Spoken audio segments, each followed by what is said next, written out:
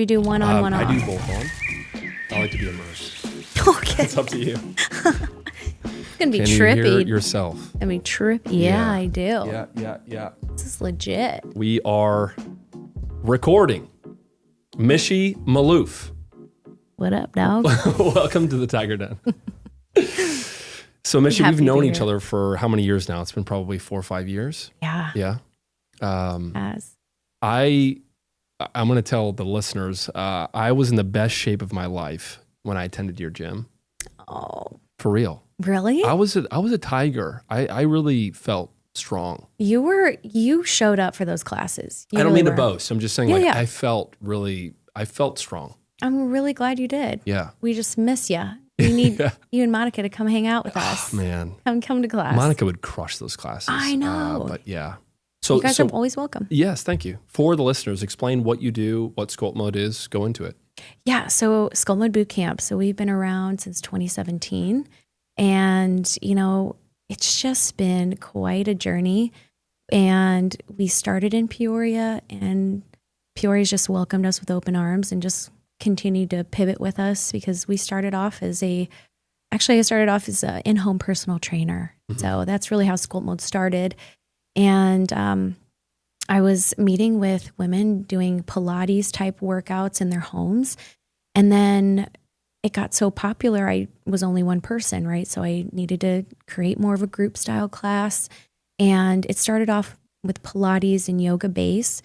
But the more that I started to grow as a trainer and understand the female body specifically, knowing that weight training was obviously so much more important than, it is, I wouldn't say more important, but it is vastly important for women to stay strong and healthy, men and women, to start incorporating more weight training. So we started off with a 6-week program, which focused in on more weight training and nutrition. And then after those 6 weeks, we realized we had something pretty special. So we did another 6-week program, and then they kept asking for another 6-week program. And what turned into a 6-week summer shred turned into Sculpt Mode Bootcamp, which we still provide some Pilates and yoga, but we are now focusing in on strength training, which is, we're focusing on more programming versus high intensity interval training, strength training, where we can go into that a little bit more as well. But focusing in on time under tension, programming specific movements for specific weeks. And it's focusing on building strength in a non-intimidating space. Mm-hmm. So that's really what I wanted to create. That was the heart behind it when I first opened it too. And we've just continued to grow, and our memberships continue to grow, and so do our coaches. And we have, I started off just myself, and then now we have 10 coaches. Wow. We're rocking and rolling. So we love it. I want to take you back to the time when you used to do Pilates and yoga training with people in their homes. Mm-hmm. Was that just like living room, clear a space, and I'll come in and help you? It was. I brought my little yoga mat. I had some bands. I had a few weights that I brought, tiny weights. Travel. Yeah, I had a bag with me, and I brought it into women's homes, and it really, they loved the kind of the exclusivity of it. They kind of felt that they were getting that one-on-one training, but they didn't have to leave their home. They were busy moms. They were busy professionals, and they loved not being able to leave their home. And so I provided that service to them. But I realized pretty quickly that the drive time and just the quality of my life was going down quite a bit, because I was trying to be all things to everybody else, when I realized, okay, how can I evolve but also provide a really great service? So then the group training started to be the next step for me. Speak to that, Mish. I mean, how important is the culture of the gym you go to or the gym you're a part of versus, like, I can go do the exercises that you give me if you wrote down on a piece of paper, but I feel like Sculpt Mode is specific to the culture is so special to it. Yes. It's something that I don't know, the listeners may not fall in line with this, but it is totally God created, is God led, because the way that these coaches came into my life was so organic. Some of them just took the class and I just zoned in on them, and they are the big reason with the way that we care for each other and the way that we care for people. That's just who we are as people. And that bleeds into what we do and what we provide. And we truly show up because we care about our clients and we care about seeing our clients' strength progress over time. And it's something that's really special, but you have to find those right individuals who care. And sometimes when you're in that fight or flight mode and you're just trying to find somebody to just fill a spot, you don't think about who that person really is or what they care about. And in the interview process, I just wanted to get to know who these individuals were to their core, to see if they were someone that I would want to be friends with, but also work alongside and want to learn from. And that aided so deeply in the growth of Sculpt Mode, because without our team of coaches and them caring about the programming, them caring about our individuals, we would not grow into what we are today. Truly, I believe that wholeheartedly. It's a team effort on our end, Is there a person that comes to mind that you think about when you talk about results, or maybe early on when you started doing these 6-week boot camps? Because there's got to be some trepidation when you start a company and you're like, I think this is going to work. And then there had to be one client that kind of kicked off like, that's the results that I can duplicate for a lot of people. Yes. Oh my gosh, there's so many stories. But I just feel that, so there was one story in particular, and it was part of the 6-week program. And then she became a member with us for years and years and years. But what we did with our 6-week program was we brought everybody in. And before we started anything, we went over like an intro, like how to squat, how to do a lunge, how to do anything. And she was giving me the death stare. Okay. She did not want to be there. She was drug in there by her daughter. And the whole time I was like, oh, I think that girl hates me. I think I don't know what I did to her. But anyways, she was hating it. Well, little did I know her story. The more I got to know her and get to have her in class, she showed up to the entire boot camp. She followed the 6-week program. We offered nutritional guidance. We had a coach that touches base with each client in that 6-week program. That's why it was so special. They felt like they had someone in their corner helping them along the way, even though, it's pretty understandable that you can squat, you can not eat greasy food every single day and lose weight. But when you have someone in your corner, there's something that pushes you a lot more to follow your end goal, right? Yeah. So anyways, she gets through the 6-week program and she kind of tells me a little bit about her story. She goes, Michy, when I started the 6-week program, I was at my heaviest weight. I was unhappy. I was depressed every day. The reason I looked at you like this was I was upset with my previous self, because I was upset that I used to be a gymnast. I used to be all of these things, a very fit person, but I was staring myself in the face, the person that I had become. And she didn't want to see it. She didn't want to face it, that she brought herself to this point, right? Or whatever life factors brought her to this point of that she was very unhappy with herself. And then the more that she started to come and get back into the movement and trust herself more and more each day, she started to realize that little bits of her old self were coming back.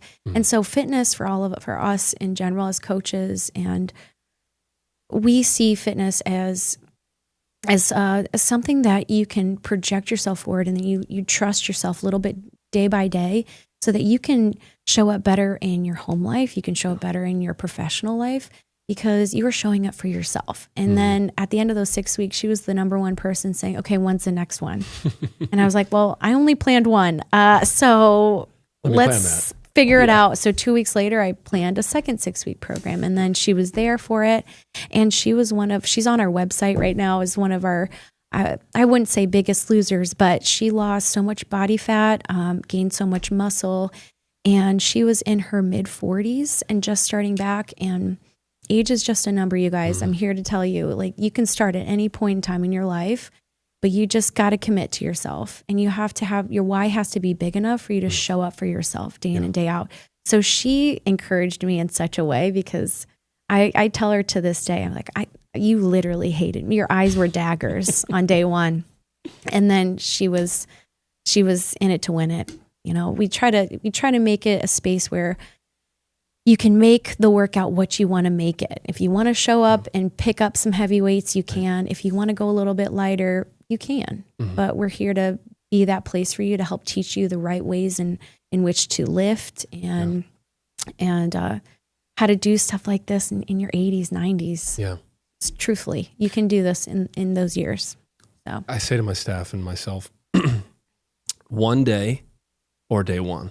Yeah. Like in fitness is so much it's the big rock that rolls. Like it feels so heavy on that day, in that first day, where it's like, and then the next day you wake up, you're sore. Yeah. You're like, I got to go again, you know? And so it's this mind game of like committing to hard things. Yes. And so once you can do hard things you couldn't do last week, you can do the things in your home or in your business that are hard things, but you're like, I've already done this in the hardest part of my day I already accomplished. Yeah. So exactly. therefore it gets easier. Like I can do hard things. I did a box jump just this morning. I can conquer that task.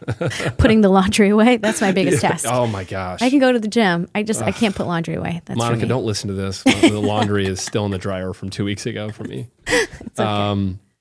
Yeah, fitness is one of those things where you know you're supposed to do it.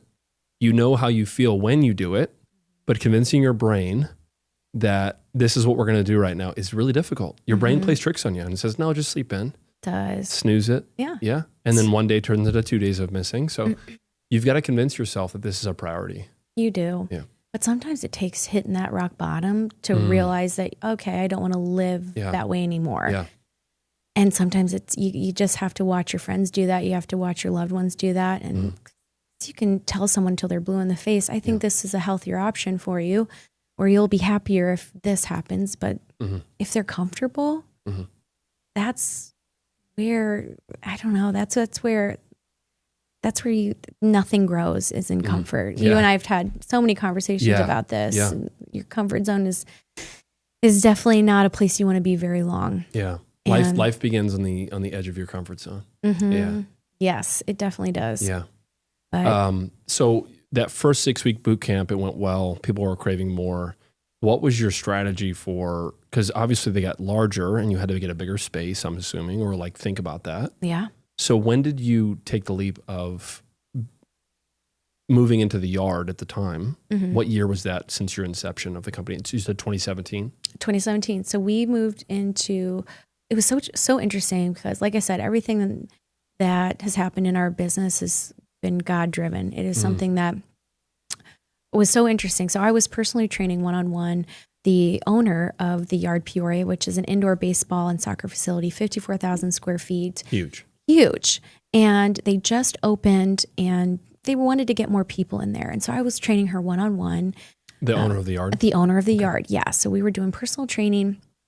And that month was a very, very trying month for me in my business because I was open. I had a 1,500 square foot space on Lake Street.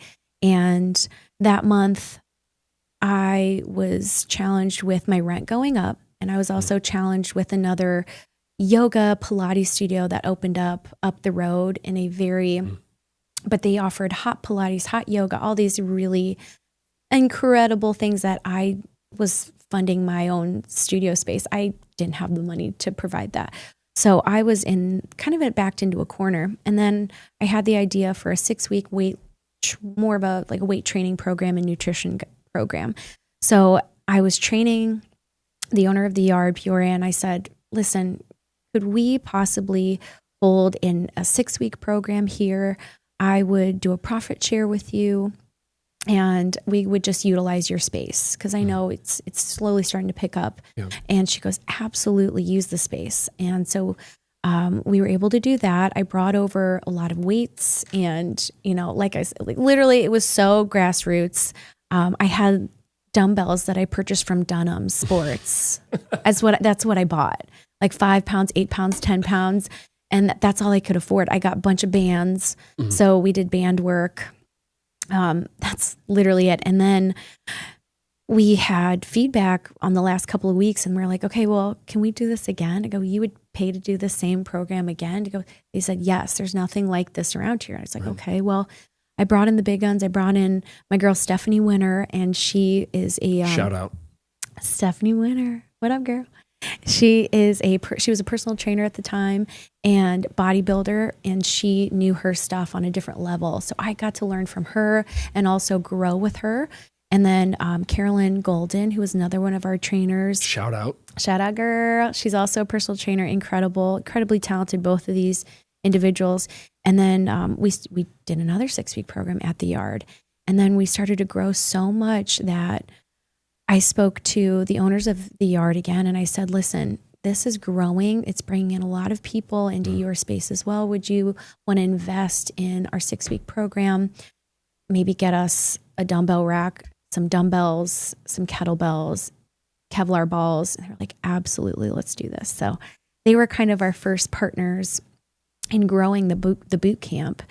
And we rented space in the Yard Peoria for 2 years.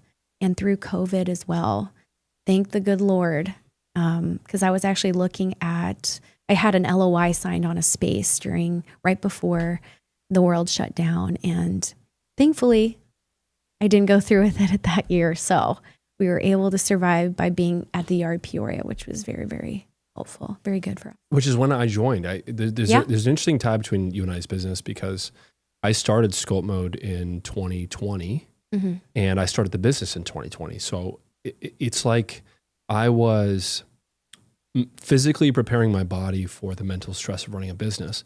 Although I did not know how stressful being an entrepreneur was, I just knew that I felt so much more clear if I worked out in the morning. And so I came to I think it was a 5 a.m. class. You came to the early class. Early one, got my day started. Then I would go, about my day. And there's just something about, I've heard this quote, which rings true to me.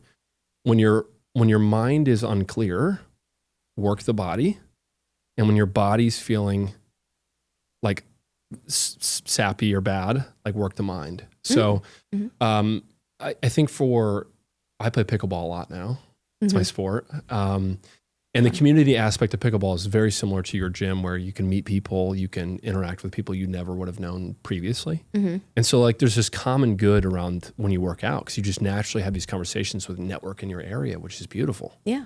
So as an entrepreneur and a businessman, it's like, I can further my fitness goals while also meeting new people. Yeah, absolutely. Yeah. It's a great networking opportunity, really. Pickleball. It's so much fun. You move your body. And I played pickleball. It's so hard, but fun. I was a pickleball hater for a while before I tried it. Yeah. Because I'm like, what is this? It's like something you play when you're, I don't know, in a nursing home. Yeah. I don't know. I knew nothing about pickleball.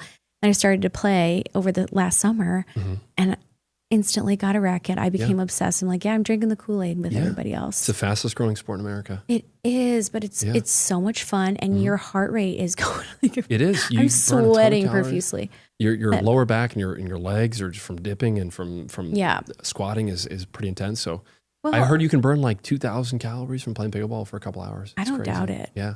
And now there's all these indoor pickleball places going. That's why I joined. Yeah. Yeah. It's called the Pickler. It's in Bloomington. It's in Bloomington. Yep. Okay. And I heard that they're buying Bed Bath & Beyond in Peoria. No. Yeah, they're going to build another one, which is going to be huge because you can play all year round. But the most beautiful thing about pickleball, I played this morning with 3 guys in their 50s, and the competition was really high. I'm 35. You would think if I played basketball with these guys, I'd run them out the gym because just the difference in running is very apparent. Yeah. But for pickleball, it's not that. You can have really good players in their 50s and 60s. Oh, I got swindled by an old guy playing pickleball. I swear to you. Yeah. He was like, I'm going to teach you a few things. Let's go. And I was like, okay, I can take this guy at least. He played up close to the kitchen. Yeah. And I was running my ass around, and I was like, he had me going everywhere, but he was just up right there, right on the net, and just boop, boop, boop, boop. Position over power. Exactly. Yeah. And I go, okay, you have something to teach me. I'm running my butt off here. Yeah. He was like 65. Yeah.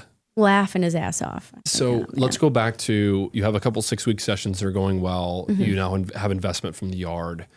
I think this is one of the things that I want to have you talk about. That is, it's evident when you talk to entrepreneurs, but it's something that people don't expect. That when you start a business, you're like, your life was like, I'm going to be a personal trainer. right? Or I'm going to train people, or you have a vision for Sculpt Mode. I was like, I'm going to do roofing. But you quickly learn within a month or two, when people start calling you for problems, you're a lot more than that. You've got to negotiate for your space. You've got to work with the bank on how to work money. You've got to get insurance. And so it's like several different skill sets you have to learn by proxy of just doing it. And then they're like, oh, have you thought that you need these things? And it's like, holy, so I need a website. I need all these things start to come to mind. So it's, your business may start as a gym or a roofing company, but it quickly develops into something much more complex. Yeah. Absolutely. Did you feel that? Absolutely. Yeah. I mean, my word of every single year is always pivot. And you have to be able to pivot, because you will just be taken out if you can't try to see the bigger picture or be able to continuously learn. I remember going into business, I started off small, like personal training. I could just manage myself. Right. And then we started the 6-week programs, and then we had 160 people signed up at one time for a 6-week program. And they're looking at you saying, what's next? And I'm like, where's the equipment? How do we separate all the equipment? And, but I just kept saying yes to that. And I didn't realize I was going to have the best year of my life financially right before the world shut down. And so, not really understanding finances of an entrepreneur was something I really had to learn the hard way. I didn't know that you should pay quarterly taxes, and right out the gate, I didn't know about all those things. And so, learning from people that know more than you and have been doing it, being humble for a lot longer, and just sitting down and saying, okay, just teach me. Yeah. And you'd be surprised how often people want to talk about what they do. I say that to people all the time. I'm like, if you just ask, people will respond. They will tell you. They want to help you. They want to teach you. Yeah. And you're not a burden all the time. And that was me. I felt like I was being a burden if I asked any questions or didn't know something specifically. I felt like I had to know everything because I was the leader. And no, you don't. Yeah. Honestly, that's why I hired individuals who had different expertise than I did in fitness. I never competed in bodybuilding. Stephanie did, Nicole did. And they had a different viewpoint and a different way of training. And that made our programming so much better. It's you got to learn from people and not be afraid of that, and be afraid to pivot what you think your business wanted to look like, and where it's taking you. That's right. And what the people want and what God wants for your life, the impact you need to make. I played pickleball this morning with a guy who's very successful. And he used the word instinct because I was describing where I have a lot of energy just naturally. That's how I was born. No way, not you. And I play pickleball that way too. And him and I have hit it off, and it's been fantastic. I said when I first started, I came from a very corporate background. But I remember specifically, this is a funny story. 2020 world shuts down. I have no job in the first quarter of 2020. I'm thinking about starting a business. I have no idea what I'm doing. I applied for a company, a large company that services businesses with sanitation. So think like paper towels and floor mats. And one of their rules was you had to dress suit and tie every day, and you had to have a clean shaven face or have a mustache. Those were the rules. And I was like, this is ridiculous. But that's like corporate 101. It's like you have to appear a certain way and you have to walk a certain path. And I'm just not built to be told to shave my face. You know what I mean? So that was it. That was the straw that broke the camel's back. I told the guy that was hiring me, he's like, I want to hire you. And I was like, I'm not shaving my face, man. Oh. I was like, I can't. Yeah. I hate the way it feels. I like to have at least stubble. I've had stubble for 2 decades. And I'm like, at least have me have that. He's like, we can maybe ask around for an exception. I'd love to sit down at the negotiation table and be like, listen, let me have a little 5 o'clock shadow. It makes sense that I'm an entrepreneur, because I was like, I can't work for a guy who's going to tell me to have a mustache. Okay. But the corporate speak of a CEO, you expect certain things from them, of like, you have to toe the company line and you have to dress up a certain way and like talk a certain way. And I was explaining this to the CEO this morning, and he's like, he's like, don't do that. It's like, your instincts are correct. And really talented CEOs follow instinct over copying another CEO's style. I was like, that's it.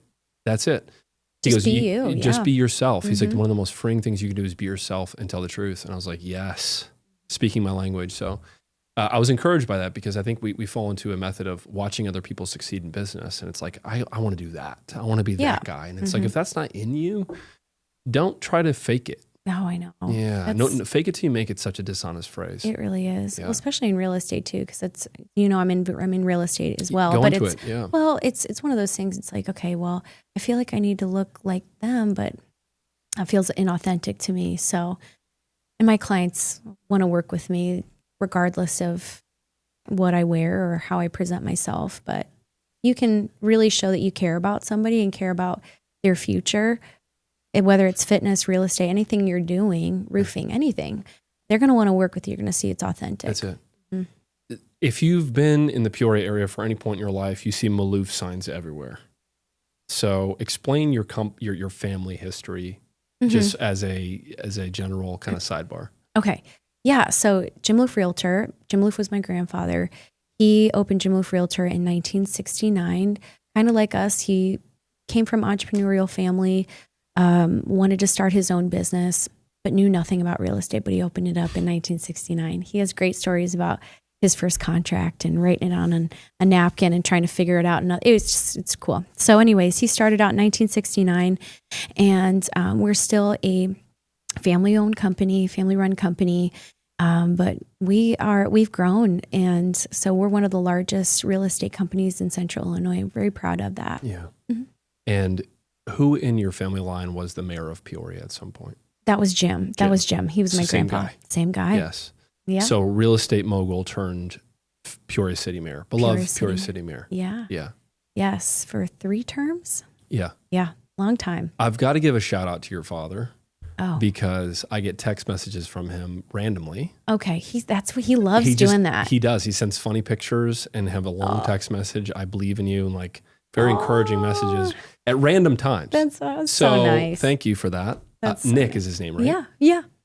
Nick Maloof, shout out because, it's just, I think when people have been through the process and live their life and they're getting to the point of retirement and not that he's going to retire, but just that age, they see other people doing the same thing they did. Yeah. And they know how hard it is. Oh, so absolutely. that encouragement means a lot. But it became a part of who they were. So we're talking about habits, right? So my grandpa, he did this most of his life, as long as I knew him. So he started out his morning. He woke up early, like 4:30 in the morning.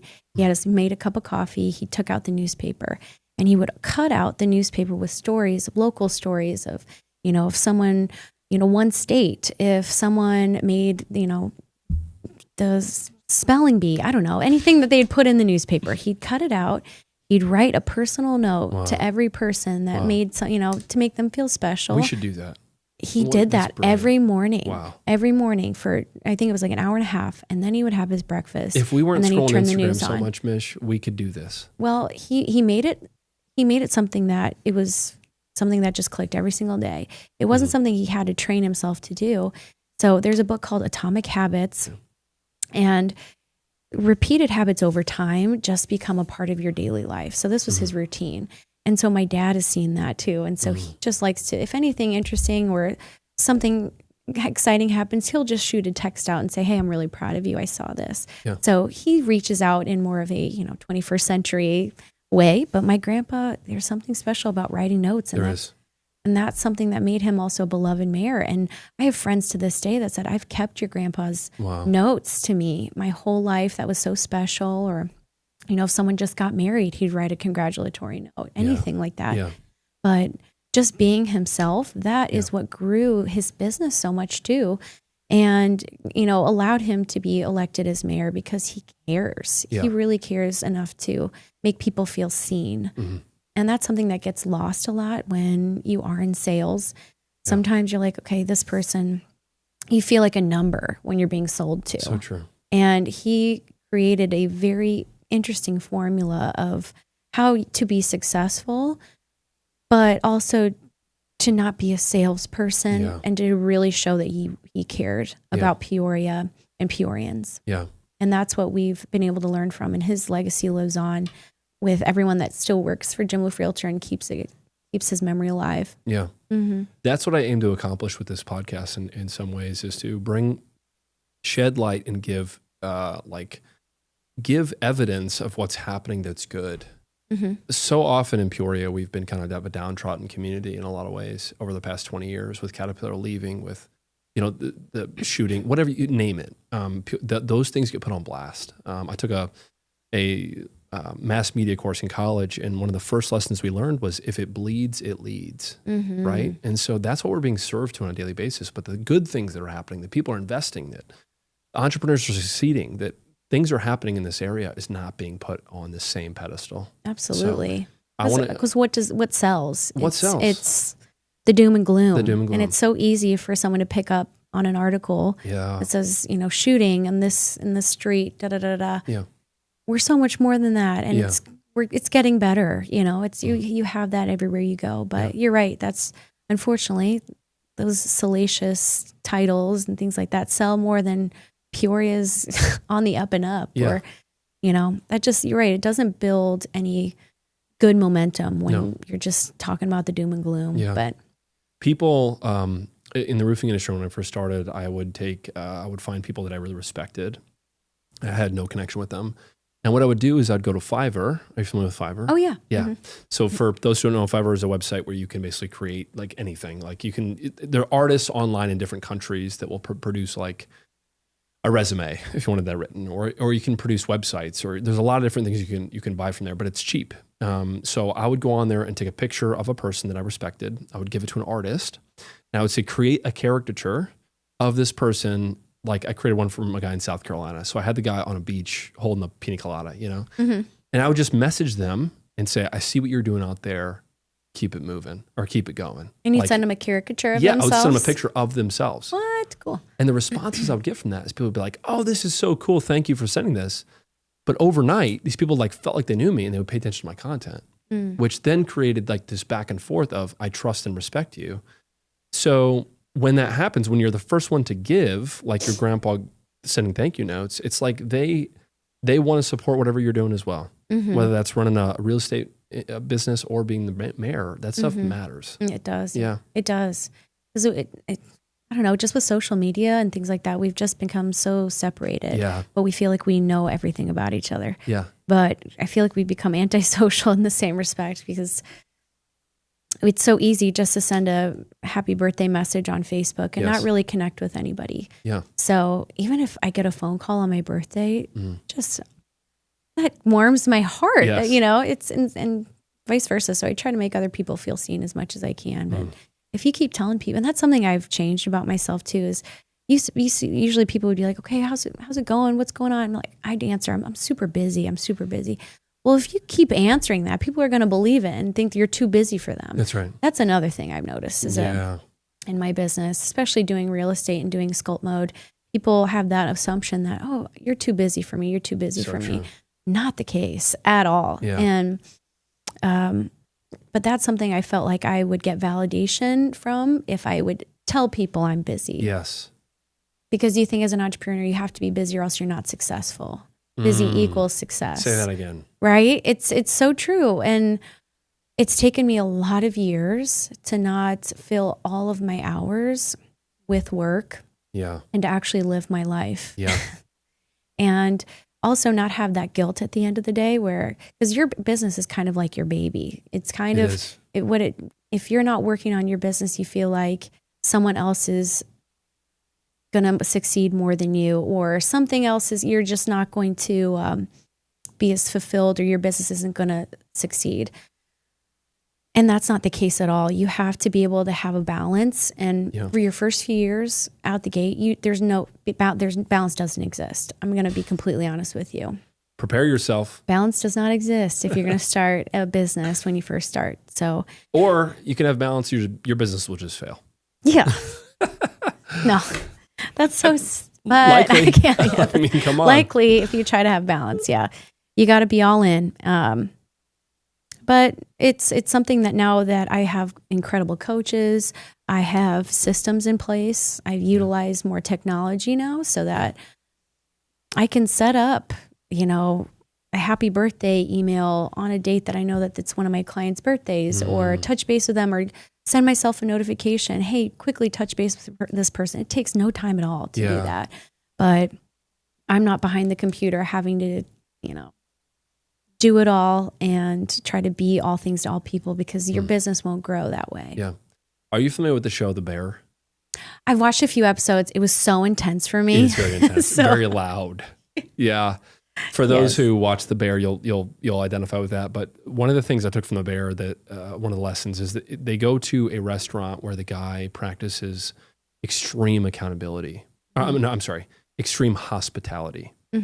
So basically, like, there's a scene where somebody, essentially the servers in this restaurant are trained to listen, and this restaurant that they're studying, they go on the Instagrams and Facebooks of the people that booked reservations and find out what they're celebrating, why they're coming there. They essentially research the person before they get there. So the waiter would know this information going into the dinner reservation and then do things over the top. So in this episode, somebody mentions that they've never had Chicago deep dish pizza in the restaurants in Chicago. So during their dinner reservation, somebody runs out to a deep dish pizza restaurant, brings a pizza back, and cuts them a slice for dessert. Oh my gosh. Right? Wow. So think about that. They overheard a conversation of the consumer. They act on it, do a thing for perceivably, it's losing money because you have to buy the pizza and serve it. But imagine the feeling of being felt like you're being taken care of like that. Insane. Yes. Wow. So the guy who created this, I think the book is called Extreme Hospitality or something along those lines, but he's a restaurateur that basically does this for a living, and he just believes that this is like the pinnacle of existence, to serve other people where they're at. I think that's incredibly special. But how do you continue to grow that and make that something that you can do for your clientele? Systems in place and people doing it. Absolutely. So my grandpa would always have this quote, and he would say, I'm in the business of people. I'm in the business of serving people. Aren't we all?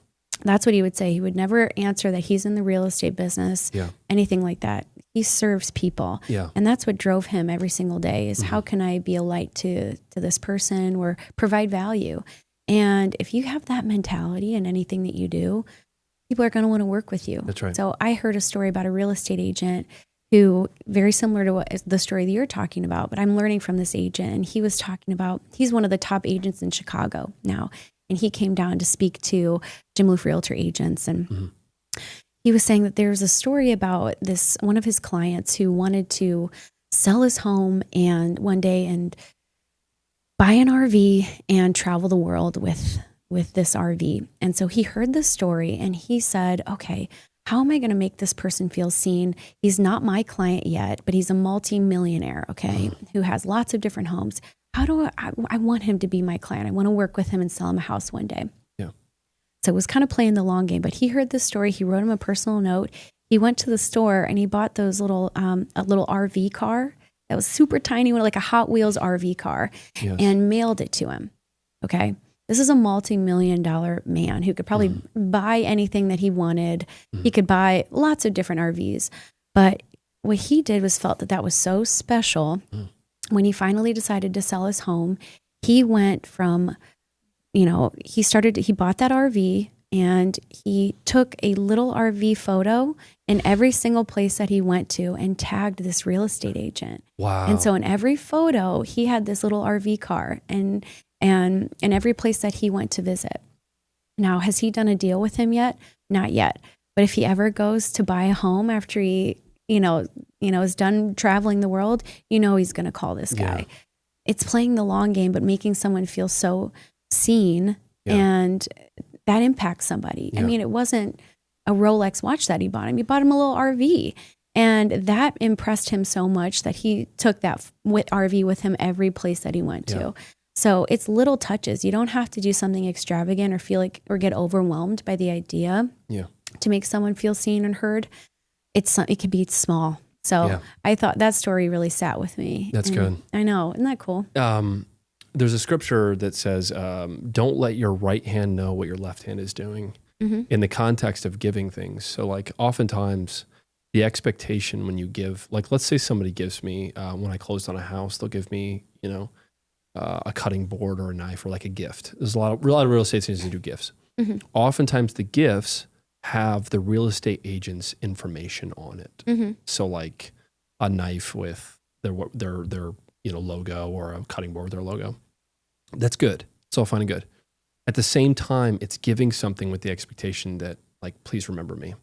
Like, the pinnacle of that is actually to give them a gift that's in their wheelhouse. Mm-hmm. So if somebody gave me a gift with Roof Tiger's logo on it, mm-hmm. I would freak out, right? So when you give with the expectation to receive, it feels like it's still a business transaction. That's why I love this idea so much. And I need to start practicing it more, where it's like people have their own things that they want to focus. My business is important to me, but it's not as important to someone else that just bought a roof from us. Mm-hmm. Yeah. Yeah. And so, don't let your right hand know what your left hand is doing. So like, give with no expectation of receiving, and give with a authentic heart, and something just give. Yeah. Just give. It's planting it'll seeds. be more rewarding at the end of the day too. Yeah. So your real estate career took off in 2 years ago, 3 years ago? 2021. 21, so 4 years ago. Got licensed. And what's been the transition like from going from a full-time entrepreneur to, conceivably splitting time between two different career paths? Mm-hmm.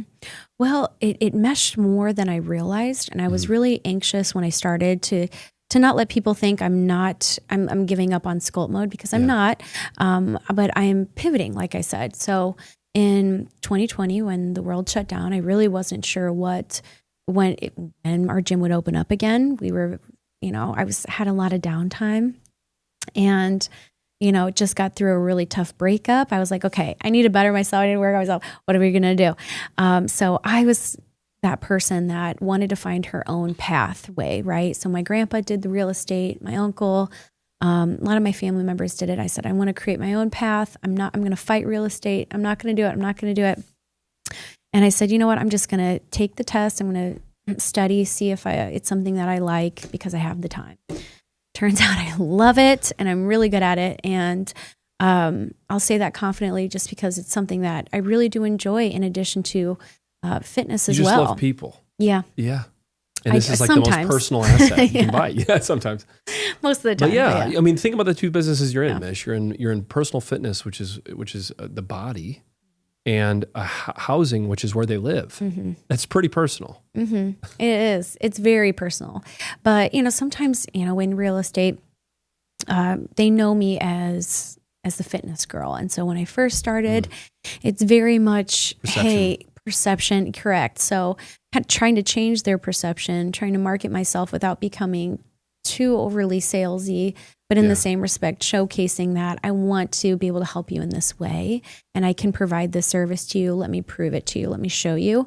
I had a lot of friends bet on the new realtor. Sometimes you think, okay, well, I'm not as marketable because I'm brand new. The new ones are the hungriest, I will say, because there are so many individuals that work at Jim Maloof Realtor that have been doing real estate for 20 years plus, and all very talented. They've seen it all. Every transaction is so different. But a new agent is hungry. They will answer your text at 11:30 at night. They will work to get this deal done, because we don't get paid salary. It's commission based.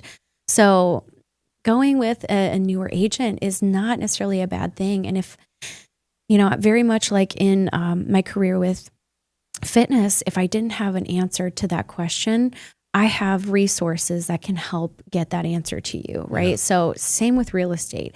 If I didn't have a situation, if I had a situation where I needed a little extra help, we had our managing broker there. We have so many resources at Jim Maloof Realtor that not a lot of other real estate companies have.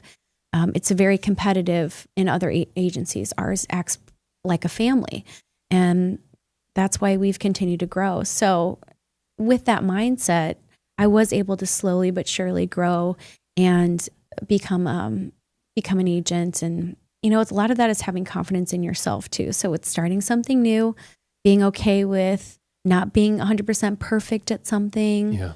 When you went from being more of the leader in your fitness field, now starting kind of like a newbie. It's a very humbling feeling.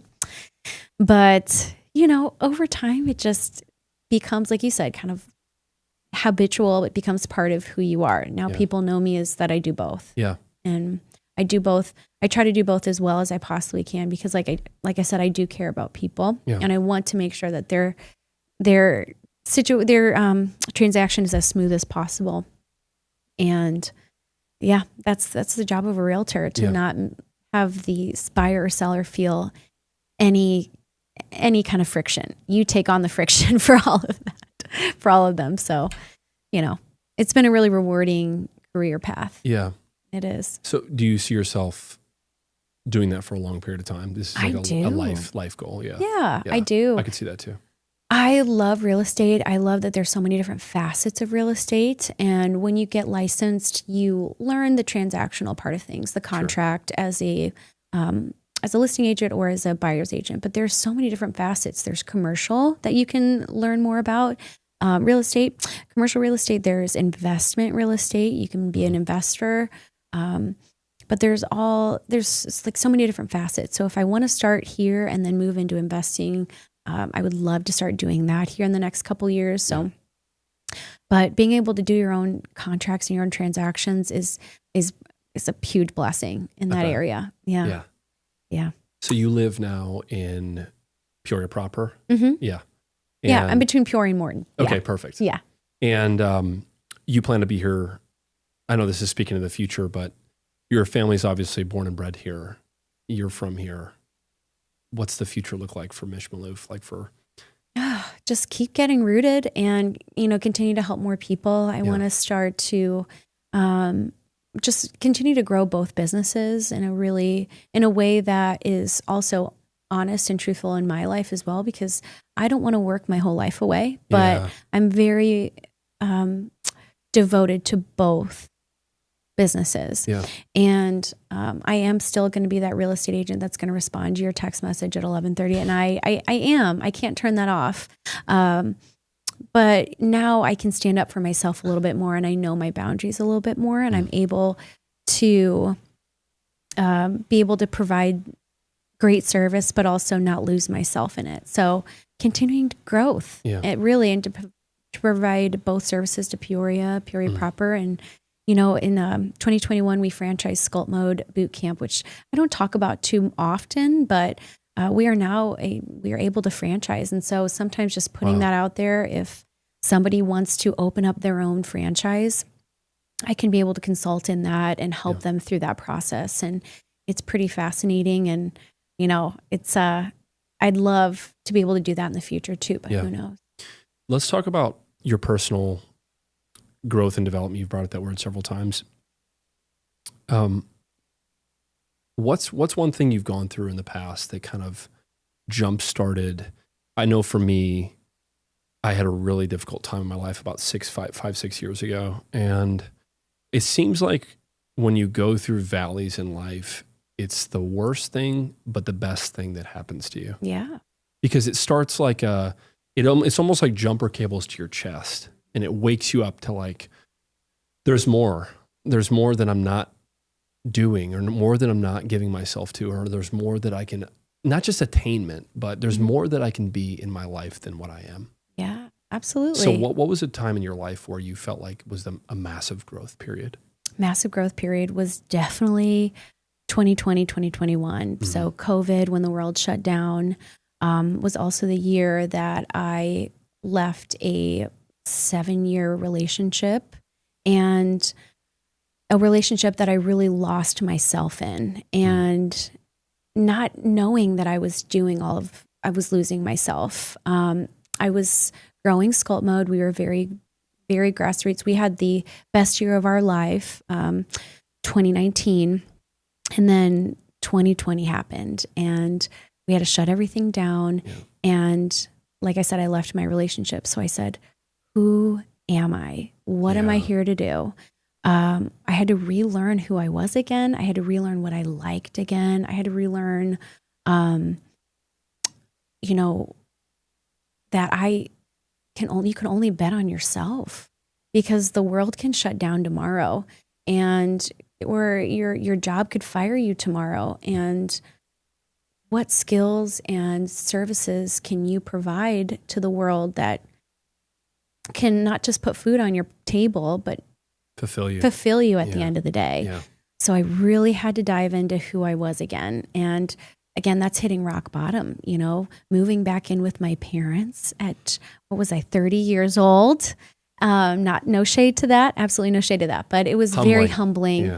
And you get it. You get it too. So it's almost like starting over when you feel like everybody around you has their shit together or has a couple of kids or married, and because you're not, you feel like you're a failure. You're behind. So fighting those diminishing thoughts, I really got to see how tough I really was, and that I could handle anything that life throws my way. Whether it's a new career, whether it's like investors, whether it's whatever, I'm going to figure it out because I could figure this shit out, this shit storm out. I tell that to my team all the time. I'm like, I don't know the answer to this question, but guess what? We're going to figure it out. We're going to figure it out. I know somebody who does. And the people are in this room, and we don't know now, but we're going to know. When I used to write papers back in college, man, like imagine a 10-page paper that was due like the next day because I would wait till the last minute. And I would think to myself as I was writing it, this will be done. And in 6 months, I will look back at this moment and the paper will have been written and I will get graded on it. Yeah. I'm just not there yet, but it will be done.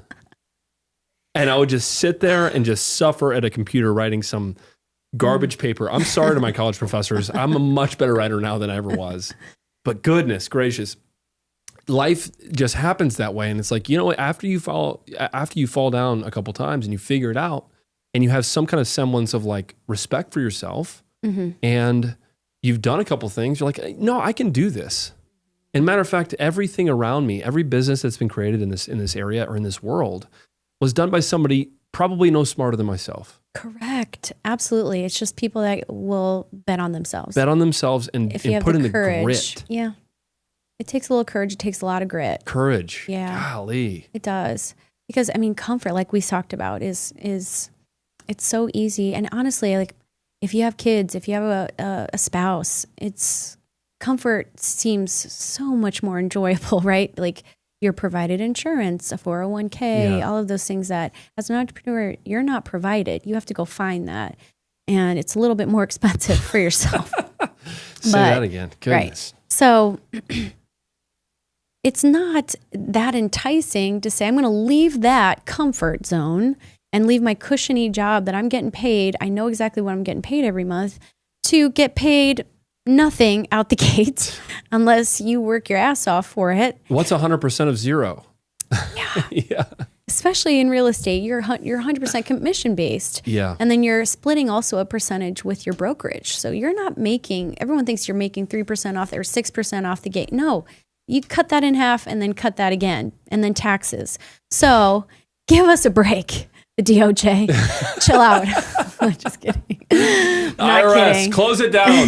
Give us tax breaks, please. Be easy on these real estate agents. Yeah. Arizona tea is still Working 99 hard. cents though, so that's good. I know. They haven't checked in with inflation. Costco hot dogs are still 99 cents. Yeah. But anyway, you got to get good at, I don't know what we were talking about, but we went down a rabbit hole. But anyways, like I said, I had a 9-to-5 job when I first got out of college. Mm-hmm. I was a marketing director. I had a 401k. I had insurance. It was nice. But I realized in my job, I was only going to be, I peaked out at my current job. And then I thought, okay, do I want to go into insurance? Do I want to do this, that? I couldn't do anything else. I loved what I was doing, but there was no more growth to it. Yeah. I was 27 at the time. And I thought, if not now, then when? And so I think I was just young and dumb enough to jump, maybe. I don't know. But there's something naive enough to say, let's just do this and figure it out. Yeah. And yeah, you gotta do it. I used to work at Verizon, the phone store, and we had 45-minute lunch breaks. Okay.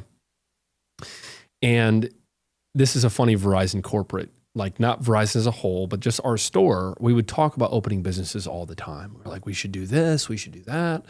It's like prison inmates talking about what they're going to do when they get out, because you're working a job that the shifts were 11 to 8, 10 to 7, 9 to 6. It's like all your day. Mm-hmm. So you have no time to do anything else. And so we would talk about doing business all the time. I discovered this show in 2000, probably 13, 14, called The Prophet. You ever heard of this? I haven't. Marcus Lemonis was the headliner. He was the guy who created the show. The Prophet, not like Prophet, but Profit. Oh. So he would go into businesses. They were fledgling businesses. They were not doing well. He would buy the whole thing or 51%, but he would say, I'm in charge. And he would basically unleash efficiency and his ideas in the business, and they would grow and do well. But I used to watch these episodes like every day. And the 3 Ps, Marcus Lemonis, please watch this, but the 3 Ps are people, process, product in that order. So people, process, and product. And so you have to have good people who have a solid process and then sell a product. And I used to watch these episodes of Mission. The story would always end with them doing well after the period of time that they would be in. And it's like God used that to train me to build a business. Like these short episodes I used to watch religiously at my lunch break while eating Chick-fil-A. These things came back to me when I started. And I'm like, I need good people. We need to establish a strong process. And then the product is just roofing. And guess what? I know nothing about it.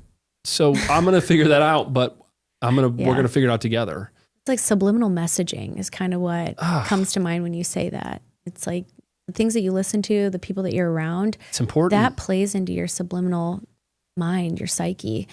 If you're constantly around people or listening to things that are bringing you down, guess what your mind is going to do? You're not going to believe in yourself. You're not going to want to move forward. But by watching that show, you took a lot from it. Exactly. You programmed yourself when you opened up your business.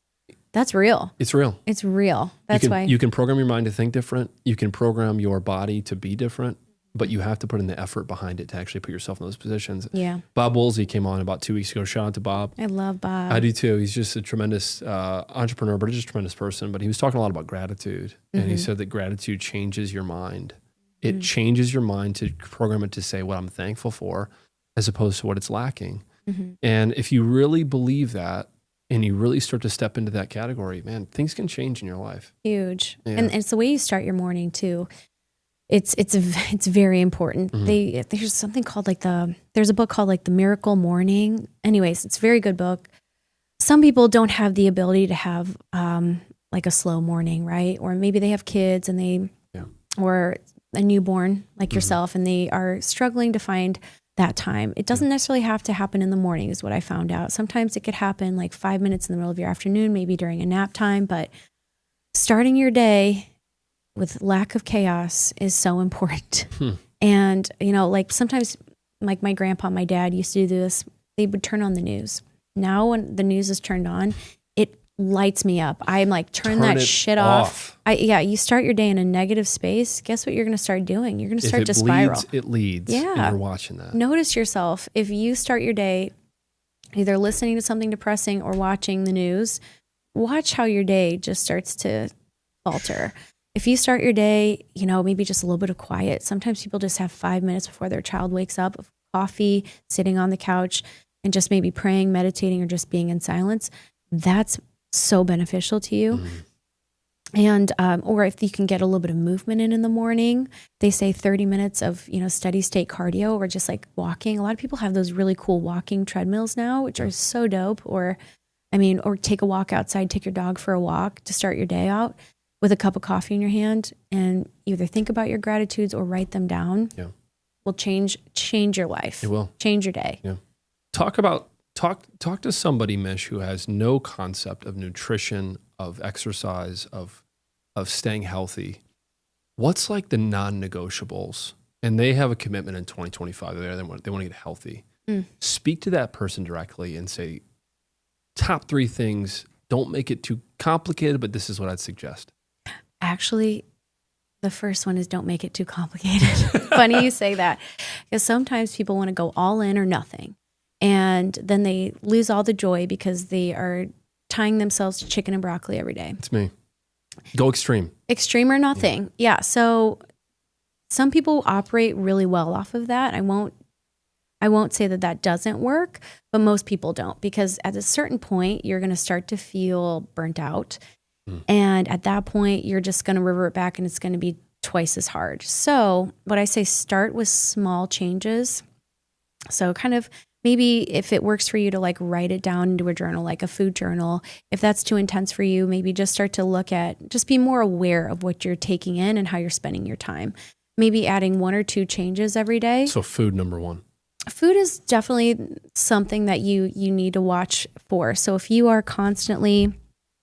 Thank you. If you are constantly someone who's snacking multiple times a day and not sitting down to eat a meal, maybe that's something you need to address, right? So sitting down, eating meals versus snacking throughout the day. Is that a big difference there? Yes, because... Why is that?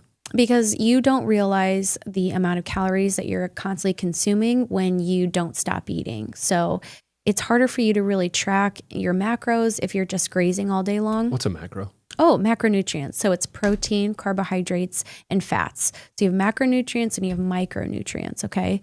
So the macros are the big ones, really. It's getting enough protein in the day. So typically they say whatever body weight that you weigh, put that in grams, and that's the amount of protein you should be eating every day. Oh my gosh. That's a lot. It's a lot of protein for most people. So protein shakes help a lot. What has really been a game changer are those clear proteins, which if you've never heard of a clear protein, it is like more of a fruit flavored. It's not a creamy milkshake. It is like, I think I have a fruit punch flavor, and then it stirs up really well with water, and it's like you're drinking juice. And how many grams of protein? Game changer. Like 20 to 24 grams of protein with one scoop. Yeah. Because I used to be that person that's like, okay, get your protein in with food, because protein shakes are just nasty. Like they just get to a point where you don't like that chalky milkshake flavor all the time. So these are a game changer. They're called clear proteins, and I've been loving them. And it helps you get your protein, hit your protein goal a little bit more. Focusing on whole foods is going to help you more than anything else. So explain like a popular group of whole foods you would suggest. So thinking about staying within the exterior perimeter of the grocery store. So anything that doesn't have a long laundry list of ingredients. So anything processed is going to bring on more like sodium. Chicken is good. It's a whole food. Chicken, steak. Tuna. Any kind of meats are, that are not processed. It's not like a beef jerky necessarily. Not saying that that's all bad for you, but too much, ham or turkey, the processed meats, they are not going to be as beneficial to you, and not as much, more sodium and filler and junk. So anything that's on the inside of the grocery store, you're going to notice are the chips and your stuff that if you just mindlessly eat chips, you're going to be surprised at how much you actually consume versus maybe setting out a bag of chips and maybe, or like a small baggie, and making sure that you stay within that range. Like you could still eat a chip, but you're just not over consuming. You just want to watch that overconsumption. And when you're just mindlessly eating throughout the day, you are less conscious of what you're putting into your body. Is that the number one problem in weight loss, Mish, is just overeating in general, not paying attention? Definitely. Yeah. Yep. Or being really good during the week and just eating whatever you want on the weekends. So people think that that's balance. It's actually like a cheat meal.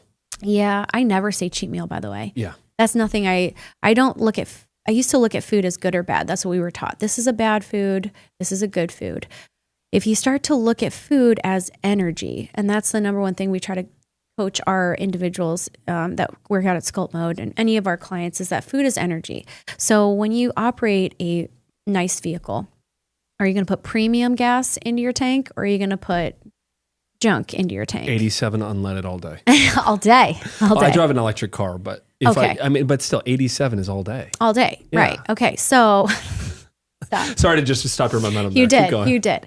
But no, so you're going to put 93. Okay. We want unleaded. So anyways, we want good fuel to function. So if you're looking at, you are feeling a slump at 2:00 continuously. So you probably drink a lot of caffeine in the morning, or throughout the morning, and then maybe plugging it up with a lot of creamer. That's going to increase your it's called a glycogen spike. So you're going to go like this. You're going to have lots of energy, but then that spike shoots you down. Yeah. And then you get that slump at 1 o'clock, 2 o'clock. So what we want to see is we want to have an even amount of energy. So the foods that provide that to us are going to be whole foods, like your chicken, your avocados, your veggies, Protein things like shakes. that. Protein shake actually, is good. Protein, is the drink you described, the clear shake, is that a what you serve as a whole food? It's called a protein isolate. So is that a whole food considered? It's not, but it's processed. It is processed, but it's going to get you to your protein goals quicker. Okay. Because you need protein to lose fat, to repair your muscles after your workout as well. So you're going to need that. Also, adding creatine into your life is a game changer. Now, there's a lot of studies on creatine. It's actually the most studied supplement on the market. And really, I think every individual is so different and they need all different types of supplements. If maybe it's vitamin D, whatever you need, that's separate from this. Creatine, it helps with muscle building, especially once you hit a certain age. In our 30s, it becomes a little bit harder to lose that fat. You realize you can't eat just everything you want to eat. Yeah. You're going to start to feel a little bit more, or you start to realize that your recovery is taking 2 days after a really tough workout versus 1 day. So creatine helps with recovery time. It helps with muscle building. It also helps with to keep it's not a fat burner, but what it does is it helps put more muscle on, which makes it harder for fat to stay on, if that makes sense. Yeah. So taking 5 milligrams a day, even on the days that you're not working out, for men and women is a game changer. So don't be afraid of creatine. Creatine monohydrate. So there's a lot of different creatines out there, but the monohydrate is the one that's more water soluble, and you got to drink a lot of water. Make sure you're drinking your water, but taking a creatine, drinking lots of water will help with fat loss. Getting some steps in throughout the day. You don't have to be a runner. Just get some walking steps in, and not making it too complicated, really, and just trying to assess where you're at with your daily routines when it comes to food, and just try to eat as many whole foods as you possibly can is a good way to change. If you work out in the morning, do you still need to walk during the day? Yeah. Yeah. Absolutely. Movement's good for the body. Mm-hmm. Yeah. Absolutely. Well, typically you want to get 10,000 steps in addition to what you're doing for your workout. And your workout might include some stepping. So that includes the 10,000. So whatever that plus, the remainder. But the more that you get your steps in, the more that you're burning more fat. You're not impeding the joints by running. I'm not saying running's bad. Absolutely not. But you're able to just burn more fat at a greater scale if you get your walking steps in. I see. It's kind of fascinating. There's more and more studies coming out about how helpful running is or walking is to you versus like spending hours on an elliptical or on running on a treadmill. If you just get your steps in, you're good. Even for mental clarity. Just Absolutely. to take a walk and see nature is really important. Because we've, back to the social media thing and the whole internet thing, we've just disconnected from nature so much that it feels foreign to put your bare toes in grass. And how important that is just to feel the ground. And I know there's a lot of studies about grounding as well. I've done a lot of grounding before. Yeah. And how the ions and the energy from the earth can literally recharge your body. It's crazy how that works. I think, it's fascinating. Yeah. But we're just so glued to our phones or our computers. Sometimes we're just like, even entrepreneurs, I think we're the worst. We're, sometimes we feel like we have to be here all the time. Just step away 5-10 minutes. It doesn't have to be as daunting as people make it out to be. Yeah. And for a lot of people, they attribute working out to not being fun. Yeah. I do. I'm going to tell you honestly, the first 2 weeks of starting anything is not fun. If starting any new task is not going to be fun, but after 2 weeks, you develop a new habit. I can watch TikTok for 2 weeks straight. Oh, bless your heart. Do you like TikTok? I've been liking it more. Oh, it's so good. I only just got on the TikTok train. Now. Well, it's about to shut down. I mean, I don't care. I probably need to not be on it. But the amount, I love the videos that just provide so much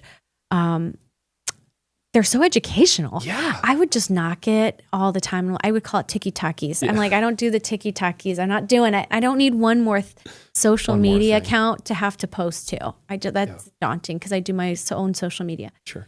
So I'm like, do I have to do it? Do I have to? And my friends are like, just sign on and just, it's really educational, really cool. So anyway, I spend too much time on it, but it is a life suck. But I don't think it's going to go away. We'll see. Sunday's the day. TikTok apparently is preparing to shut down the app on Sunday. Let me tell you something. It's probably going to shut down for a couple weeks and it's going to come back. Someone's going to buy it or someone's going to. Hopefully. Yeah. Anyways. Yeah. I don't think it's going anywhere. I want to talk about, go back to nutrition. Yeah. I have discovered over the past probably year and a half that I love salt, sodium. Mm-hmm. So not like sprinkle on my food. That's another thing. I don't really salt my food, but drinking sodium, like electrolytes in my water, helps me feel far more hydrated than if I just drink water myself. How often are you doing that? Several times a day. So what are you taking? Yeah, I'll tell you. So I have this jar. I'll shout them out. It's San Paulo electrolytes, I think it's called. But it's 1,000 milligrams of sodium, which sounds like a lot. But from what I understand, sodium helps you get hydrated faster. And it actually, like the water molecules that actually hydrate you, it sticks to the sodium and actually gets you hydrated. So when I play pickleball, I can drink 2 full 16-ounce bottles of water with sodium added and feel very good. While you're doing pickleball for sure. Yeah. But if you're just like having a relaxing day of work or doing something, I wouldn't do as many. Okay. But what's like the max that I can take just for personal recreation? That's a good question. I'm going to find that out for you. I really don't know. But what they do say is you shouldn't have it with every bottle of water that you're drinking because that's a little too much. But during a workout is absolutely fantastic. Right before a workout, get all that electrolytes in for sure. Good. It'll definitely hydrate you a lot more, and especially in the morning. So if you throw in a little bit of salt, you don't even have to get those. You don't have to buy those expensive electrolyte packets. Just throw a little bit of salt in, some mineral salt in your water, and you're fine. Yeah. But starting your day off that way, starting your day off hydrated is going to help you. But what they do say is just don't take a packet with every bottle of water throughout the day. Because there's some people that think, it just makes my water taste better. And some of them are higher in calories and some of them have a lot of sodium. So you just got to watch that. You don't want to do too much. I used to drink Liquid IV, which is probably the most popular electrolyte stick on the market, but it has a ton of sugar in it. It does, yeah. So I started buying the sugar-free sugar-free Liquid IVs, which Liquid IV has 500 milligrams of sodium, and this brand has 1,000, so literally double. And I feel a physical difference when I drink this with water when I work out or when I play pickleball, because it's just like I almost crave it when I play. Does it have versus regular water? Oh yeah, for sure. Yeah. It's definitely good to do when you work out. Absolutely. Yeah. Okay. I take an electrolytes. I have a scooper. It's a certain brand that I got off Amazon, and it tastes good. But I throw it in the morning. If I remember to do it, of course, I gotta be a little bit better with my electrolytes. But in the morning, I have an electrolyte scoop during my workout, and then I take it at night. So before I go to bed. And this I'll have to tell you, so maybe you could put it in the details, but it also has magnesium in addition to sodium. So is it magnesium important for you? Glycinate. Yes. So it's almost, think of it as like relaxing your muscles. So it helps with recovery time. It helps with any kind of muscle cramping that you would be getting if you're not as hydrated. So it's a great one to do while you're working out too. Cool. But I just do it for good. It helps with sleep too sometimes. Yeah. So right before bed. So I do it 3 times. Those are some good tips for what's besides food, Mish, if somebody's trying to get healthier, what's something that's like a big no-no in your game that you're like, you instruct people when you start working with them that like, don't do this. It might be even something that's popular or that's talked about, but like, don't do this. There's nothing I'm going to say that what I want people to do is just move their body. So whether it's pickleball, whether it's going to the gym, whether it's just walking, just move your body. So don't sit down all day long is what I'm going to tell you not to do. That's really it. But if you enjoy playing hockey, if you enjoy playing basketball, and that's how you want to move your body, just do that. I definitely recommend throwing in a little bit of weight training into your regimen, just because there's so many studies coming out there that it helps literally every facet of your body. And it'll help fight dementia, Alzheimer's, like brain health. It's good for you.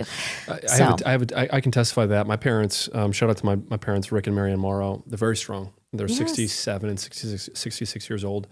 They don't look like that. They're very young at heart, but they've been working out for the better part of 40 years, probably, maybe even longer than that. Yeah, probably longer than that. Your dad had a really well-known gym. Yeah. Morrow Fitness back in the day. But he still lifts to this day, and he talks about the importance of it for just staying young in your joints and your body and your muscles. Being able to confidently move. I know that the studies you're talking about, just staying strong as you get later in life is even more important. That's my goal. Yes. I look at these young people on Instagram, and they're lifting heavy. They're doing crazy, like, fitness tests, whatever they're doing. But I see these videos of this 80-year-old woman. Today, I came across one. She's doing a wall sit, and her cute little husband, who's also like 84, is putting these plates on her thighs while she's doing a wall sit. Plate after plate after plate. She's 84. The plates came all the way up to there. Those are the goals you want to achieve. Wow. When you're 84, you don't want to feel like you're 84. Yeah. My dad's the same way. He's 72. He looks like he could be 55. Yeah, he doesn't look 70 at all. I know. Wow. I know. So you just want to, and it's not a vain thing is what I'm talking about. And I'm talking about just feeling good. And that's why people, they ask me all the time, okay, what are your fitness goals? Are you going to do a body competition, swimsuit competition, anything? Like, what are your goals? Because you think that, okay, I'm doing fitness. People think you must have to, that's my goal, is to not feel, I'm 35. I don't want to feel like my body's aching and hurting at 35. I have friends that tell me that they're aching and hurting. They're like, once you turn 40, it all goes south. Yeah. I don't want to hear that. I'm going to be in the best shape of my life at 40. I don't know. I can't tell you. You know what I mean? That saying is so pervasive. And I have a personal experience of watching my parents age almost in reverse, where my mom is one of the healthiest 67-year-olds I've ever seen in my life. And that's not me just speaking about my mom. It's just a fact. Like she can do more work than me. Right? Because she's at it every single day. But when people say things like, just wait till you're 40 or wait till I'm like, that's BS. Yeah. Because I know the difference and I've seen it. So like, I know the difference. No. Yeah. I'm sorry. I'm starting to say, no, I don't identify with that. Yeah. That's what I say when people are like, you can tell me that. I don't identify with that. I don't. Yeah. I'm 35. In my brain, I'm still 22. I don't know. I don't get it. Like, it was just yesterday. Sense. It doesn't make sense. Yeah, the time will do that to you. It's funny how time works. And even just talking about the business, you've been in business now with Sculpt Mode since 2017. You can remember like that when you were going to people's houses. Oh yeah. So like existence itself is a mind warp because time moves so fast and it moves faster the older you get. I mean, I remember January of last year, I'm like, Christmas is going to be here before I know it. And sure enough, we're past Christmas. We're January 16th. It's pretty much spring. It's pretty much spring come. Yeah, no kidding. Yeah. But that's the thing too, what you said. Though. I'm enjoying it. Yeah. Yes. Yeah. No, you brought up a really good point is that because time just moves so fast, there's no better time than the present to choose the life that you want to live right now. So whether it is, starting a new career path, betting on yourself, is if you feel compelled enough and you wake up thinking about starting your own business or wake up thinking about working for yourself, and that's the first thought in your mind in the morning and that's the last thought in your mind at night, something is happening inside of you and you need to put the processes in place and maybe start a business plan, maybe talk to somebody who's in business and say, okay, how did you do it? And maybe get a little bit of comfort there, but jump. That's what I'm trying to say. Push the chips in the middle. It'll never be a perfect timing to start. No. That's what everyone asks me, okay, what about the real estate market, Michy? How do you feel this is going? There's never a perfect time to get involved in real estate, but real estate doesn't wait for you. No. Life is not going to wait for you to feel comfortable enough to move forward. It's the opposite. Life can push you into things you're not even ready for. If you don't feel ready, that's probably where you need to be. If you don't feel comfortable, that's where you need to be. That's the most growth. Yeah. It's true. I started the company in August 1st of 2020. Okay. August is the 8th month of the year. And in roofing, you stop doing everything. Everything comes to a screeching halt in December. But I was so gung-ho on doing it. I was like, I got to do it right now. Yeah. If I would have listened to smart people, they would have said, wait till March. Because that's smart. But I wasn't smart at the time, Mish. I was so ready to go. You were I was just like, hungry. Nope, it's today. But also, if you were to wait at any longer, you probably would have lost steam. And I will say you were on fire to grind and to do what you had to do to develop. You put those footprints out there during that time, while it was slow. And people were like, okay, what's he doing? What's he doing? Who is this guy? But if you waited 3 months, you probably would not have been as expressive and excited as you were out the gate. Expressive you were like, is a good word. Yes. Yeah. So I think the timing was right because you just said, I'm going to jump. Where else am I going to go? Yeah. I think conversations like this one-on-ones are really important because we often think when we make big decisions, let's say I'm posting on social media and stuff, you're posting to 5,000 people, or like thousands of people can watch your stuff. And so people are like, oh, they're going to judge me for it. We see the 5,000 in a sea of imagine an auditorium. That's how you think your content's being received. But actually, everybody receives the content one-on-one. Mm-hmm. Maybe they're showing it to their friends and saying, look at this silly guy. But my point is that you have an audience of one. You have an audience of one. And I'm not talking about even being judged by those people. Audience of one is to God, and that's it. So stop judging yourself so harshly, thinking that these people, their opinions matter. Pursue life with vigor and with ferocity and just watch what happens. And I think that if you put one step in front of the other, who the heck knows what it's going to take you. And by the way, if you fail, you're going to fail in a better place than if you hadn't started. Oh, absolutely. It's thinking about what do you want to leave behind? Yeah. What impact do you want to provide? Legacy?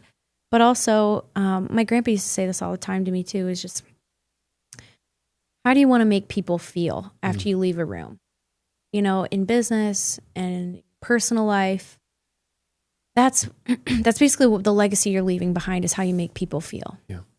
It's not going to be all sunshine and rainbows. I'm not here to claim that by any means, because you're not going to mesh with every person that you meet, right? And transactionally, sometimes things happen where a transaction falls through, but it doesn't mean that you can't make those individuals feel like they've been seen, that they've been heard, that they've been cared for. And sometimes it just wasn't meant to be, right? But you don't have to think that it's a failure or quit and not move forward just because you have one tough situation, a stumbling block, because that's how you learn, that's how you pivot, and that's how you get better.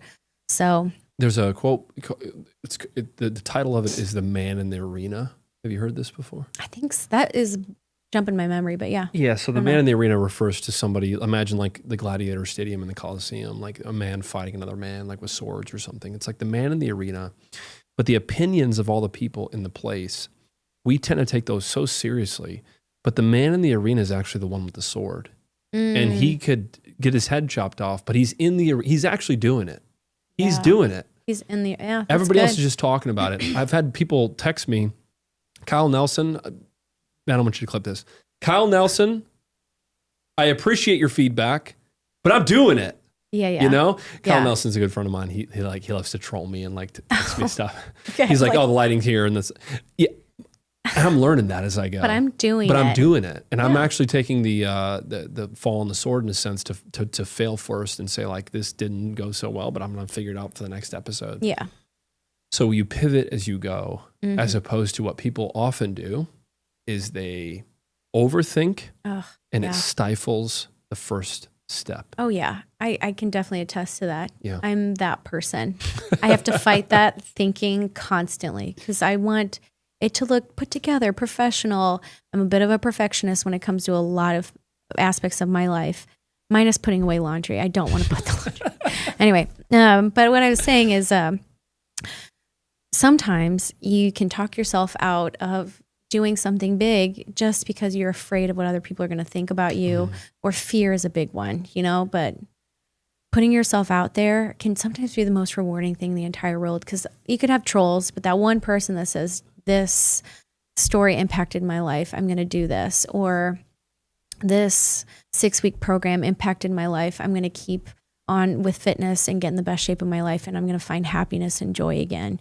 We can, it's those things make it so rewarding when at the end of the day, you realize you made an impact in someone's life. We so often focus on the trolls and don't think about all the good things that have happened from it. Yeah. Because those are the ones that stick out. I mean, I'm sure you're the same. When you have one bad transaction or client, it's like, oh my gosh, like I failed here. Right. But how many other people had no complaints and were super happy? And that's Absolutely. the ones we tend to think about when we go to sleep at night. You bet.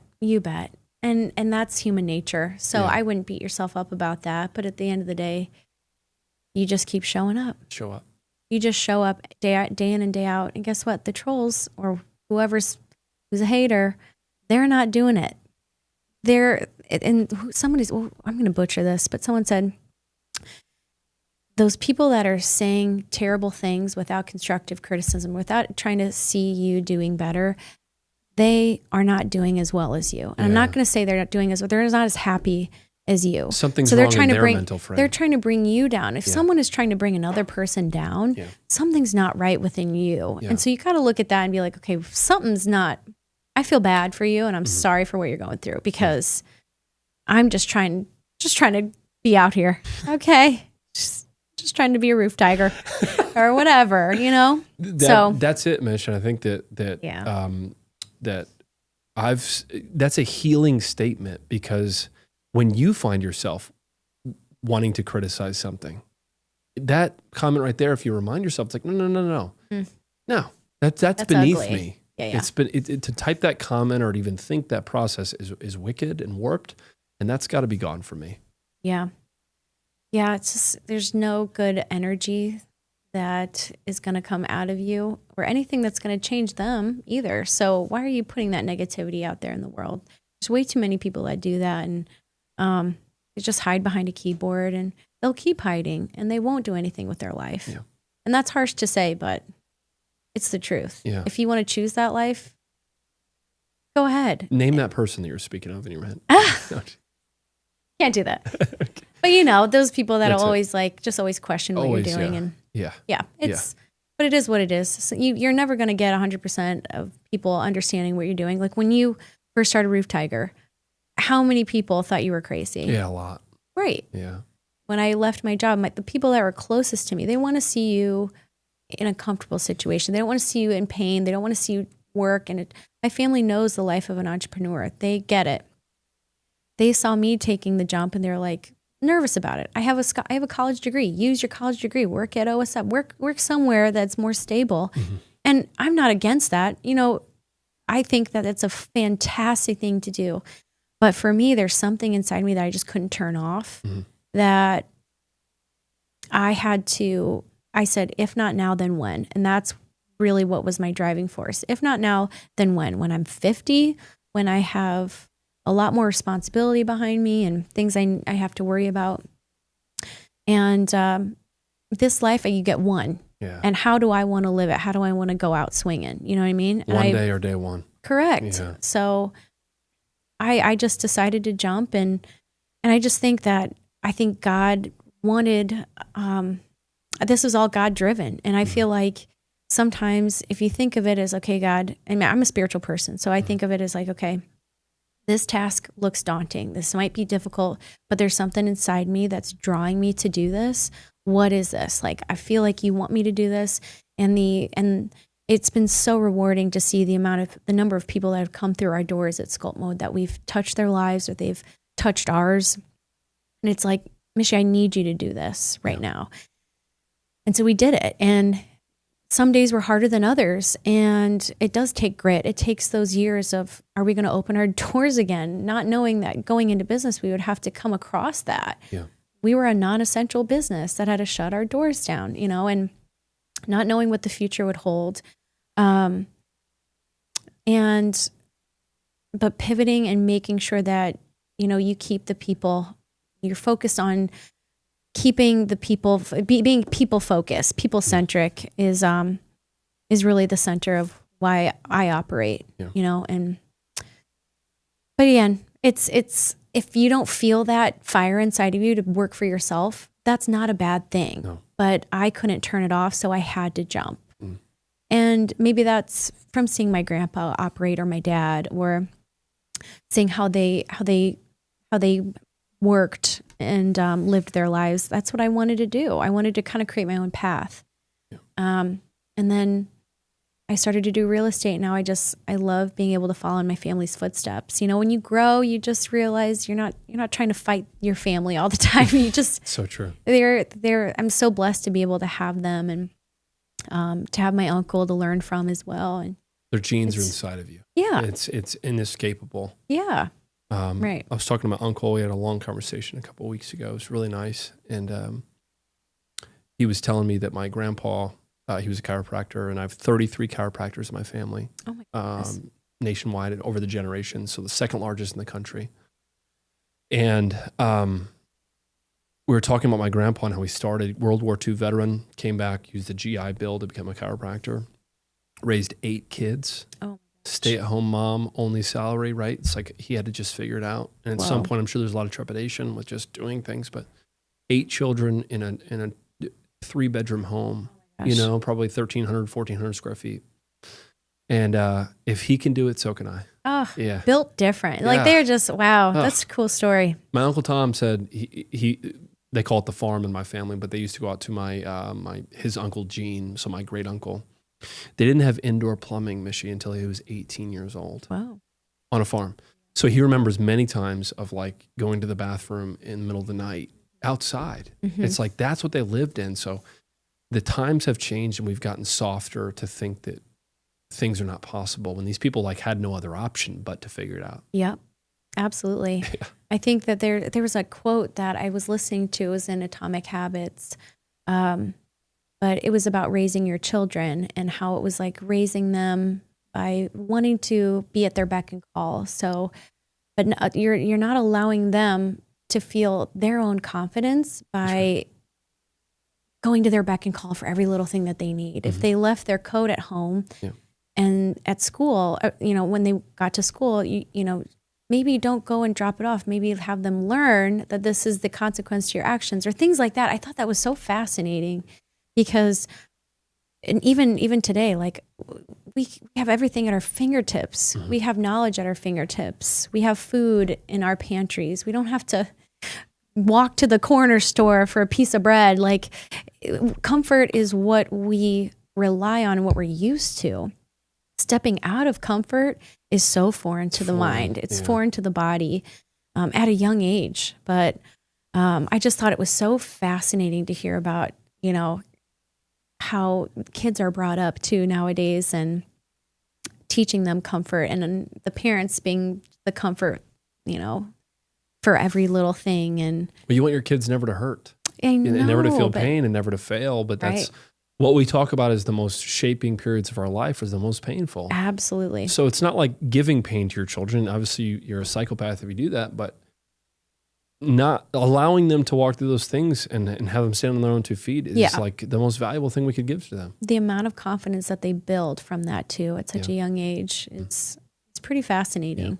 Yeah. You know, my boyfriend has 3 kiddos, and his oldest daughter is learning, you know, how to be a young lady, and she's learning how to like brush her hair and shampoo and doing the right things. And it's the confidence she gets when we tell her like, you did such a great job. Your hair looks so nice. She's like, yeah, I did that myself. Like, you know, it's, you know, not doing everything for her and making sure she, you know, her hair is brushed, like letting her do it. Yeah.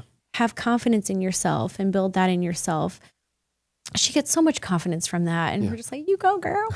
You know, it's so much fun to see that. Parenting is fun. It's a reflection of, because you remember being raised in a lot of ways and how you were taught. And especially if you can analyze your past with a clear mind and know what was good for you and what was bad for you, you can start to impress ideals and impress values into your children that you want them to have. Absolutely. You have to be mindful of that. Mm-hmm. We were in small group last night. We were talking about that, about like pain and suffering is actually something that's necessary to learn. And for your kids, it's a way different thing to let them see that, especially from a father to a daughter. Oh my gosh. My son, I'm like, he's 6 months old. I'm like, stand up. Come on, kid. You know, my girls are just like, should have a job already. What are you doing? Yeah, come on. What are you doing? Get it together, kid. We got taxes to pay. You know? No, but it's so special. Thing. Growing up is a really tremendous experience, and I've very much. You know, people were saying like, "Oh, I'm 30 years old. Like, I can't believe I'm 30." You know, I'm enjoying my 30s. Yeah, I'm happier than I've ever been. That's great, and I'm looking forward to 40, Mish. Yeah, you know? When you were younger, you thought 30. It's all downhill from there. Yeah. You know, or uphill. That's the other quote. Yes. So it's you think that your life is over at 30. My life only began at 30. You know, I just decided, you know, you learn so much in your 20s, you experience so much in your 20s. Mm-hmm. And that's when a lot of the learning needs to take place is your 30s. And I can't wait for what 40s are going to look like. Yeah. I've heard that 40s are, I've talked to older people and they say the 40s are their favorite decade. Mm-hmm. You know, because you still have, a lot of people still have their health. Obviously, we're going to keep that going past your 40s, but you have your health. Your kids are in a cool place. You can watch them play sports and like grow up. And then, you know, you still have good friendships, hopefully. And you're not in diapers yet, you know. So. There you go. There you go. And I hear too that you just stop caring so much about what people think about you. That's it. And in your 20s, that's all you care about. Yeah, of course. In your 30s, you know, you're still struggling with that a little bit, but I think that's starting to go away the more that you build confidence in yourself. Yeah. I think your 30s are for that, you know, building confidence in who you are as a person, as an entrepreneur, as a business person, as a parent. Yeah. I take a lot of solace in the fact that people don't think about you even 1% of the time. And Never. We think that our actions and our things and our stuff is being thought about and talked about 24/7. It's just not true. So get off your high horse and understand that people have their own lives to figure out and they're going through the same stuff you are. So if we can be bold and live authentically, we can actually create a tidal wave of optimism that other people can do the same. Yeah. Yeah. We're all just humans trying to go through the human experience. That's it. That's it. This is our first time through it and it's our last time through it. So exactly. Exactly. Sorry, I had something in my throat. You're okay. Dying. Yeah. Ben will cut that. Okay, thanks. No, I think this is a good place to bring the conversation to an end. Is there anything you want to leave the people, Mish, that you think is vital or important? Thoughts. Lots of thoughts. Just take care of yourself, take care of others, and just try to show up every single day the best that you can. That's it. And yeah, that's it. That's all I got. That's it. And yeah, I've enjoyed my time here, and you are doing such great things. I just want to shout you out. Thank you. And I'm so proud of you and how far you've come. I've been lucky enough to see Ben at the start of his career, and you're just rock and roll, and I'm really proud of you. Thank you. Yeah. You were a huge inspiration for me in 2019, 2020, because I saw you, I thought you were like 10 years in business. Like I thought you were, and I know the Maloof name, when I saw your name is Maloof, I'm like, oh, clearly she's just got stuff figured out. And so you were such an inspiration when I joined Sculpt Mode, and just the physical nature of, I just needed that time to grow. I feel like it was a good representation of my life to grow at Sculpt Mode. It started my career path the right way. Good. So you hear that. Thank you for all that you've done for me personally, and just for the words of wisdom and the kindness you've shown. It's been tremendously impressed in me. So, back at ya. Yeah. Back at ya. Yeah. Love it. Michy Maloof, thanks for coming on the Tiger Den. Thank you. Yeah.